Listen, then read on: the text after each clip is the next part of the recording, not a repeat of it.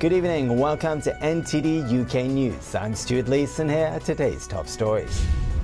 COVID-19 infections are down by 50% since March, but the government is anxious about the threat of new variants.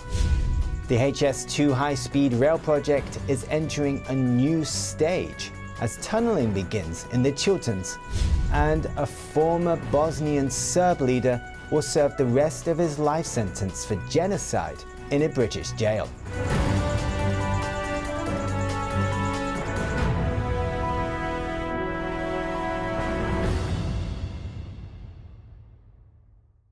Coronavirus infections in England halved in recent months, but the government is wary that new variants may impact the roadmap out of lockdown.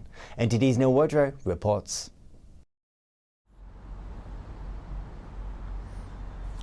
The prevalence of infections dropped by 50% between March and early May and is at its lowest since August. But Prime Minister Boris Johnson says that cautious steps are needed.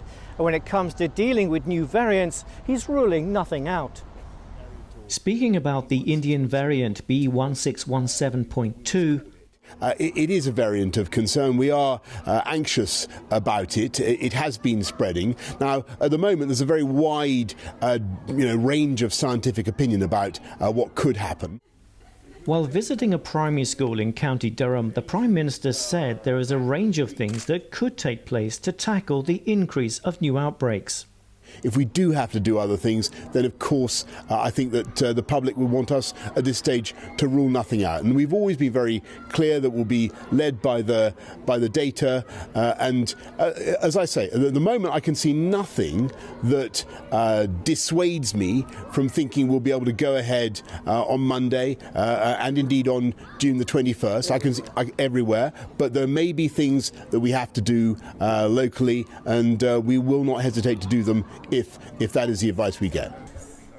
Johnson on Wednesday warned that the persistent threat of new variants could elude the protection of current vaccines and have the potential to cause even greater suffering than was endured in January.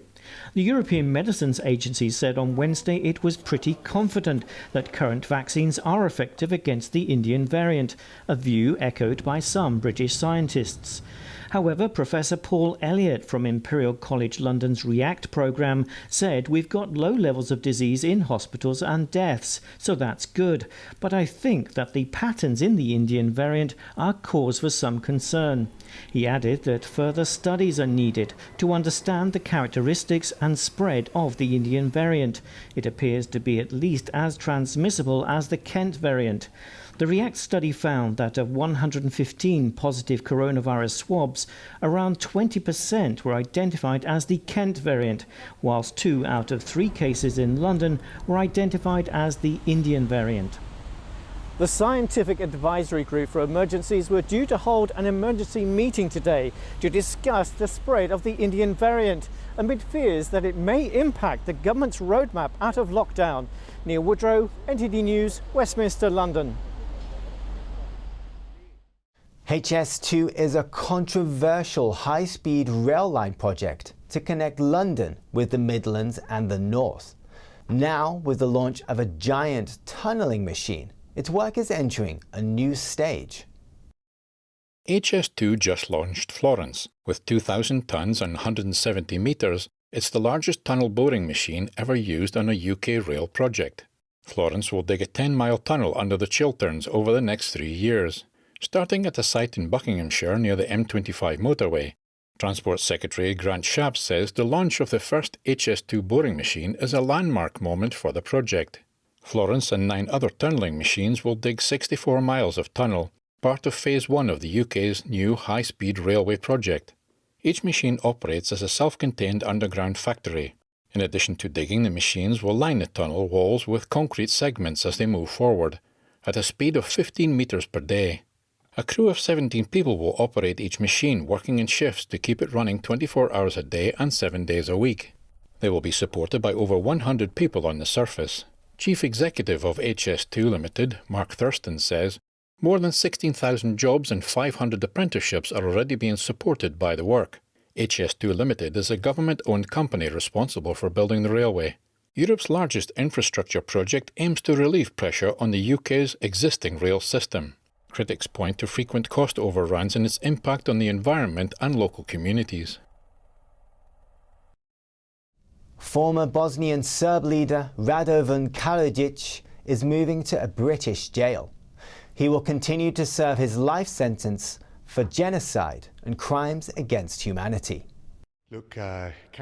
Foreign Secretary Dominic Raab announces Bosnian Serb former leader Radovan Karadzic is to serve the rest of his sentence in a British jail. The 75-year-old Karadzic will be transferred to a UK prison from the UN detention centre in the Netherlands. He is held there following his conviction for genocide and crimes against humanity.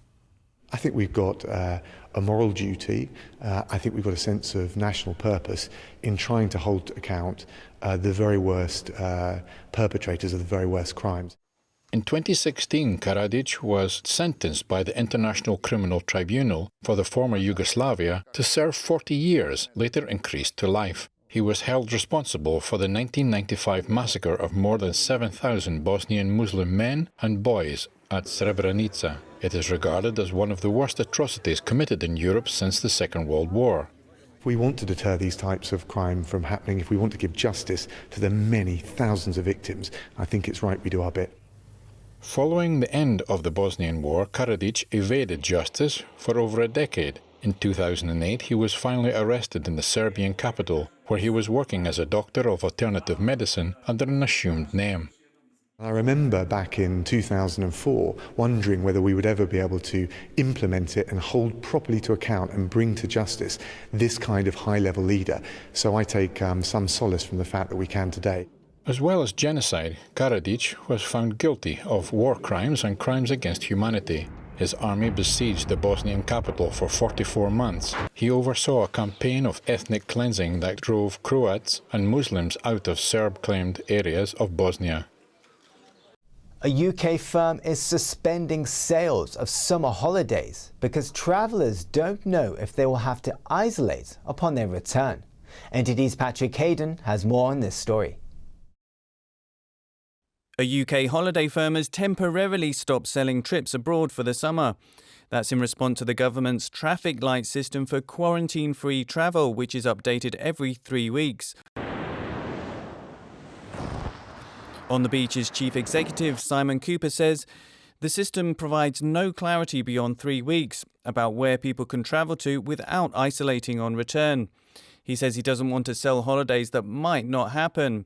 He's suspending sales of trips in June, July and August. Under the traffic light system, countries are divided into 3 categories: green, amber and red. Travellers who visit a country on the green list will not have to quarantine upon returning to the UK. That's when international travel resumes on the 17th of May. A YouGov poll says just 1 in 9 people in the UK are confident about going abroad on holiday this summer. Patrick Hayden, NTD News, London. Foreign travel is expected to resume from next Monday. Heathrow now warns that flights may have to be diverted to other airports if the build-up of queues becomes too great. The Border Force says that passengers arriving in the UK may need to wait 15 times longer than before because of extra checks required. Heathrow responded by saying such delays were unnecessary and completely avoidable. The airport says if queues become too long, there are protocols in place to hold passengers on planes or divert them to other airports.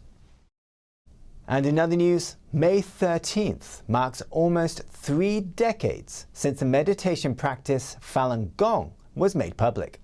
Practitioners around the world, including in the UK, meditated together to celebrate the day. Here's NTD's Jane Well with the story. Modern life is very fast-paced, and it's bigger and better and faster and stronger, and sometimes you can feel like you can't keep up with all of this. And the practice helps me because the practice teaches me that I don't have to. That actually everything I need, I will have everything I need. Practicing the ancient discipline of Falun Gong brought Rakeli and Asita Sananyake a positive outlook on life. You can face the society, you can face the day in a different way because your head is clear. Their twins Callum and Kai were born during the lockdown. Over the weekend, the family arrived to celebrate World Falun Dafa Day in London. May 13th marks almost 30 years since Falun Gong was made public. It's just such a wonderful feeling to be with everyone, and especially after lockdown, it's so good to see everyone again. Falun Gong, also known as Falun Dafa, is a spiritual practice that involves meditative exercises and moral teachings based on truthfulness, compassion and tolerance. I mean, on the physical level, I'm young, so I did look a bit, my face changed, my body. I do feel have more energy every day, so I can sleep less hours and I can do many things in a day. But I think the main positive change I've seen is my relationships, my surroundings, how it changed and how it benefited myself and my family, and how all of the problems we had before just got resolved just because I decided to make a change within my mind. I feel very happy to come here today to have this opportunity to celebrate Falun Dafa Day, because I'm really grateful for what Falun Dafa has given me. People here are performing the slow-moving exercises of Falun Gong, but this day of celebration is overshadowed by a story of persecution. The Chinese Communist Party launched a brutal persecution of Falun Gong in China almost 22 years ago. It continues to this day. I want them to have that freedom, so they can, freedom to believe what they believe, and to end this persecution. So that's why I'm, here to raise the awareness to people and try to get the support from the UK government to help to stop this persecution. It's my responsibility to speak up for the people that can't in China.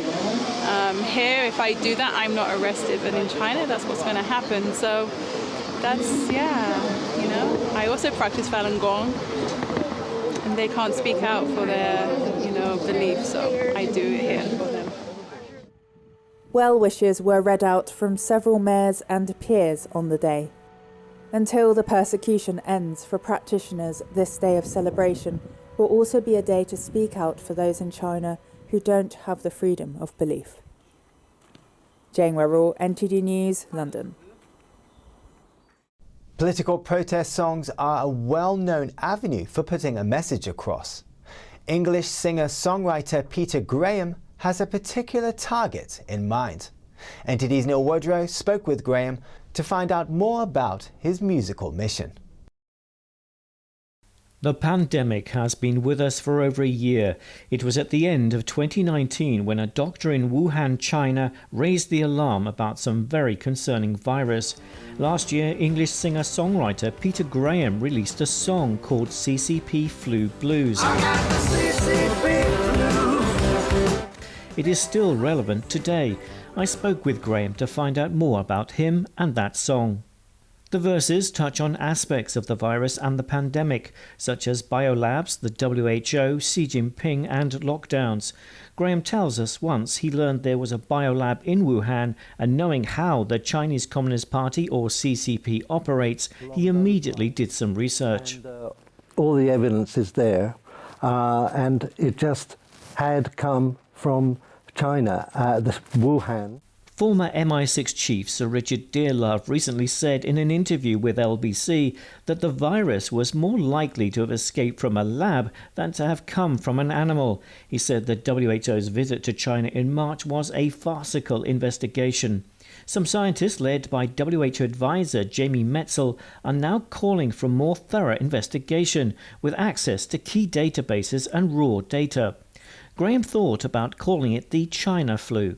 But then that's not fair either. You can't call it the China flu either, because Chinese people are not culpable. But it's a CCP flu because they obviously developed it. In the song, Graham incorporated other aspects of the CCP, including allegations of slave labour in Xinjiang and forced organ harvesting, which has been inflicted on Falun Gong practitioners in China for over 20 years. This is pretty heavyweight matter. But the point is that the song itself is uplifting because it gives energy. So I just found it all fitted quite well together. Positive feedback came from many places around the world. It came at me that this was a really positive song, and people really wanted to hear that. They wanted to hear that message in a relatable form. He is inspired by his faith in God. As I've been going through and finding out things, meeting people, and I've also been discovering the actual reality of our world, and it's simple, good and evil is at work. So I kind of started to direct my music into being a force for good. This theme is very much in his latest song called The Plan. Graham sings about a dark influence pervading the world and it being accepted. The only antidote is the people who can see through it with their original good nature and will push back against it. Graham hopes to be back performing along with other artists at live events soon. He does this via the charity World Culture Association. Still to come, Amazon wins a legal battle and doesn't need to pay back £200 million in taxes ordered by the EU. There's that and more when we return.